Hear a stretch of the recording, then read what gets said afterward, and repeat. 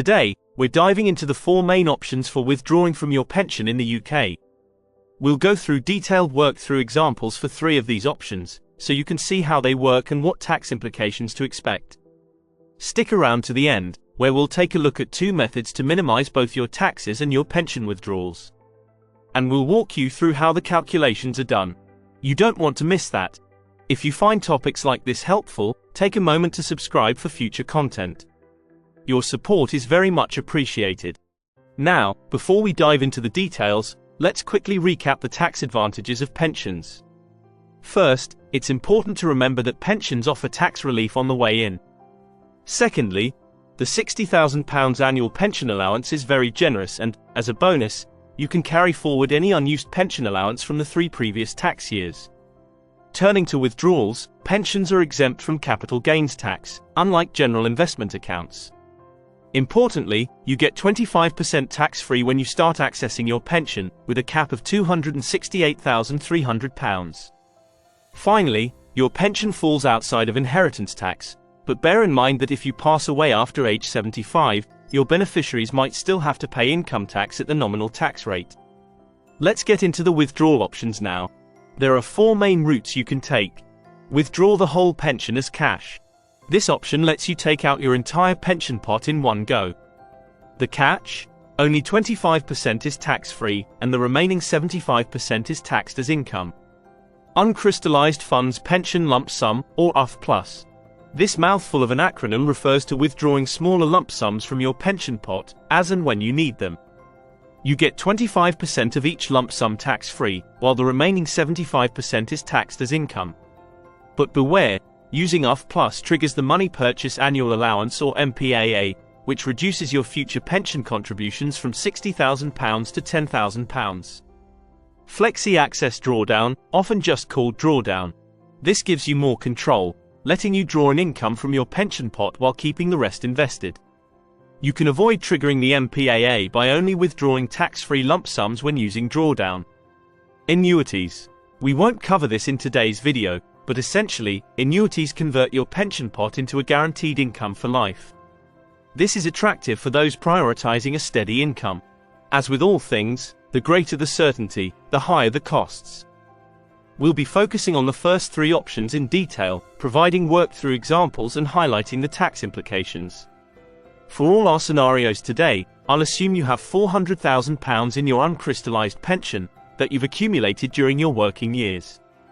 Of this, 25% is tax-free, and the remaining 75% is taxable. That breaks down to £100,000 tax-free and £300,000 taxable. The pension you built up in your working years is in the pot on the left and is often referred to as uncrystallized pension. If you choose to use Drawdown, this will first involve crystallizing part of your pension and moving 75% into a drawdown account, where it can remain invested and withdrawn as income at a later date. Together, the crystallized and uncrystallized pots constitute your pension, depending on the state of the funds. The right half includes cash in your bank and taxes paid. We will be using these to understand how the 3 options work and calculate the taxes involved. For simplicity, I'll also assume pensions are your only source of income during these scenarios. So, let's start with the simplest option, withdrawing your entire pension as cash. The simplicity of this option is certainly appealing. You've worked hard all your life, and now it's time to cash in, right? Plus, 25% of that money is tax-free. What's not to like? Unfortunately, it's not that simple. While 25% of your pension is tax-free, the other 75% is subject to income tax. Let's look at the numbers to see why it's not a good idea to withdraw your entire pension in one go. Okay, you have £400,000 in your pension pot. Of that, £100,000 or 25% is tax-free, but the remaining £300,000 is taxable. After accounting for tax, you'd be left with £278,800 in your bank account, but you'd have paid a whopping £121,200 in tax. That's a blended tax rate of 30.3%. If you contributed to your pension at a basic tax rate, you receive 20% tax relief when saving, only to be hit with 40% tax on withdrawal. That's not a good deal no matter how you cut it. And it doesn't stop there. By withdrawing the entire pot, you're giving up the potential for that money to continue growing tax-free within your pension. Plus, any funds you withdraw and don't spend will be subject to inheritance tax when you pass away. So, cashing out the entire pension is generally considered a big mistake, and for good reason. This brings us to the two primary options introduced as part of pension reforms, to provide more flexibility and control over retirement savings: UFPLS and Drawdown. Let's start with UFPLS, which enables you to take multiple, smaller lump sums during retirement based on your needs. Let's walk through an example to see how this works in practice. Suppose we need £36,500 for annual expenses. To achieve this, we can withdraw £40,000 using UFPLS, of which 25% or £10,000 is tax-free. The remaining £30,000 is taxable, which breaks down into two parts. You have a personal allowance of £12,570, but above that, the remaining funds are taxed at your marginal tax rate. So, we've met our income requirements for £36,500 by withdrawing £40,000. This leaves £360,000 in the uncrystallised pension pot. You can see 9 segments remaining in the pot, each representing £40,000. Also note that UFPLS doesn't involve the crystallised drawdown account, so you'll see it empty in the remaining UFPLS example. All through the examples, we will be tracking the combined value of our pension pots and bank account to understand how we have utilised your pension savings. After the first UFPLS withdrawal, the total stands at £396,500. Let's look at taxes. We've paid just under £3,500 in taxes from a withdrawal of £40,000. This translates to a blended tax rate of 8.7%. As you can see, this is a withdrawal rate of 10%. Please be aware that these numbers were chosen purely for convenience and illustrative purposes.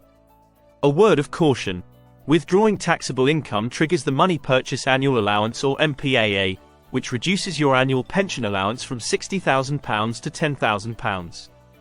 If you're planning to continue working in some capacity, or own your own business from which you pay into a SIP, triggering MPAA severely reduces how much you can pay into your pension. Let's suppose our pension pot grows by 8.3% this year, equivalent to £30,000. This increases the value of the uncrystallised pension pot to £390,000. The new combined total is now £426,500. Two important things to note. First, our pension is continuing to grow and work for us in retirement, protected from capital gains tax. Second, since this is in the uncrystallised pot, 25% of this pot can be withdrawn tax-free. This means we just got ourselves another £7,500 tax-free at this point. However, keep in mind that the value of the uncrystallised pot could decrease if your portfolio has a bad year. Back to our example. Same drill for the second withdrawal of £40,000. You now have £320,000 from your original pot, £30,000 from the recent 8.3% growth, and the £40,000 withdrawal for this year's expenses. This leaves £350,000 in the pension pot after the withdrawal. On the right, you will see that taxes have doubled, hardly surprising since we've now withdrawn a total of £80,000. But the combined total is now £423,000. So, UFPLS is simple. 25% tax-free, 75% taxable with personal allowance of £12,570. Straight from your uncrystallised pot into cash in your bank. Now, let's move on to Flexi-Access Drawdown, or simply Drawdown. Drawdown is the most flexible option and gives you full control of when and how much tax-free to withdraw, and when and how much taxable income you want to take. We'll use simple withdrawals to illustrate this, using the simple but inefficient 1:3 ratio of crystallization. In the next segment, we'll look at how to optimize drawdown to minimize your taxes and your pension withdrawals, so stick around for that. Let's just remind ourselves of our starting point. You have £400,000 in your uncrystallized pension pot. Suppose you want an annual income of £40,000 in this scenario. Since our target income is £40,000, the simple option involves crystallizing 4 times this amount, or £160,000. As you can see on the left, 25% of this is tax-free. But since we can meet our income needs using this, you can put the remaining £120,000 into your crystallised drawdown account, where your funds remain invested and continue to grow. This leaves £240,000 in the uncrystallised pot, and our crystallised drawdown pot now has £120,000. As we withdraw using drawdown, you will see funds move across to the crystallised pot. The key difference is how taxes are applied. 25% of the funds in your uncrystallised pot is tax-free, but this applies only to the uncrystallised pot. Any withdrawal from your crystallised drawdown pot is withdrawn as taxable income, and will be taxed at your marginal rate.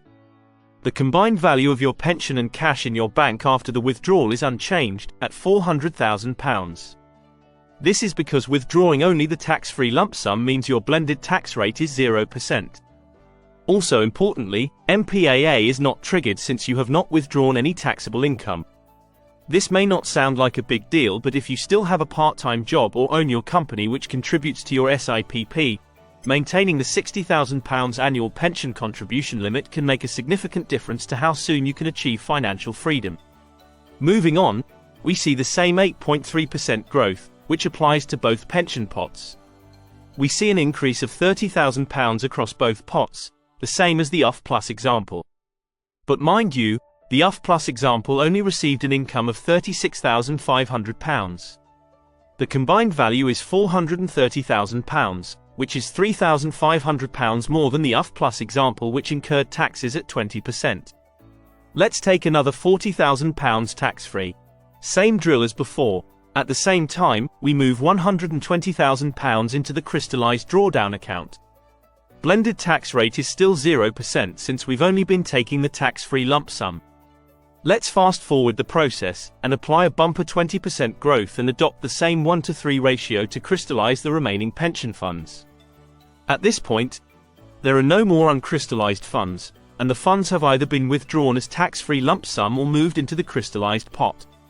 We'll now look at how withdrawing from the crystallised pot in drawdown works. Remember, anything we withdraw from this pot is taxable at the marginal rate. So, to achieve an income of £30,000, we will need to withdraw £34,400 from the crystallised pot. Of this, only £21,830 is taxable, thanks to the personal allowance of £12,570. All well and good, but just a reminder, we've just triggered MPAA by withdrawing taxable income.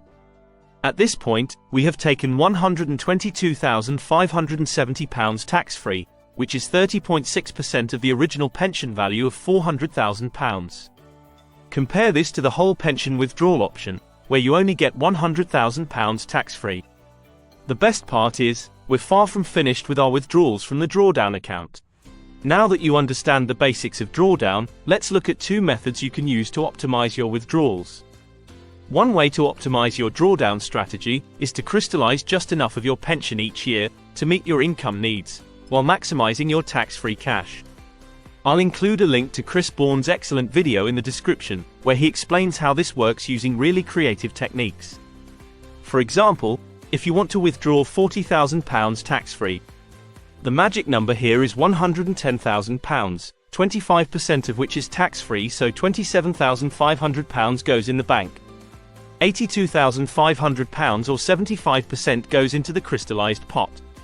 Remember, £12,570 of this is tax-free, thanks to the personal allowance. We withdraw this from the crystallised pot. And there you have your £40,000 tax-free. This approach minimises the amount you need to crystallise, keeping more of your pension invested and growing tax-free. That was simple. Once you're comfortable with how drawdown works, the magic number for £40,000 tax-free was £110,000. Let's look at how to calculate this.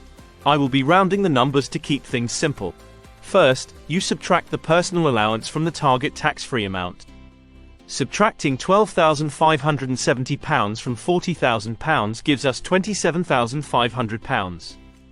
This is the 25% tax-free portion from our pension. Since this is a quarter of the pension withdrawal amount, we multiply £27,500 by 4 to give us the total amount we will need to crystallize. And this is our magic number, £110,000. That's all there is to it. If you're building your own spreadsheet, you'll want to complete the calculations, so let's look at this briefly. 75% of £110,000 is taxable, which means £82,500 goes into our crystallised drawdown account. But of course, we then withdraw the personal allowance limit of £12,570, which gives us the £40,000 tax-free. A word of caution. This method only works if the taxable portion is greater than the personal allowance, since that was the basis for the calculations. This translates to £16,760 as the lowest target tax-free amount for the year. But wait, there's more. This can be optimized further if your spouse has a pension you can draw from, which effectively doubles your personal allowance. By using your spouse's pension and personal allowance, the new target tax-free cash is £20,000, half the original target of £40,000. This changes the amount you need to crystallize to only £30,000. Combined, you and your spouse will need to crystallize £60,000 instead of £110,000 to achieve the same target tax-free cash of £40,000 using one pension. This is a reduction of 45% of the withdrawal amount from your pension and illustrates the power of using your spouse's pension and tax allowance. Let's quickly see the withdrawal process for this. We've identified that we need to crystallize only £30,000 from your pot. And your spouse will do the same. £7,500 of this is tax-free, £22,500 goes into drawdown. £12,570 of the £22,500 in drawdown is within the personal allowance. We withdraw this tax-free as cash, and there you have your £20,000 tax-free in your bank account. Repeat the same for your spouse, and there you have your £40,000 tax-free. By doing this, you can potentially reduce the amount you need to withdraw from both pensions by 45%. Let's wrap up. So there you have it. 3 of the most common ways to withdraw from your pension and 2 methods for optimizing your withdrawals. If you are still here, thank you for your time. Let me know in the comments if you have any questions. And if you found this video helpful, don't forget to like, share, and subscribe for more content. Thanks again for watching, and I'll see you in the next one.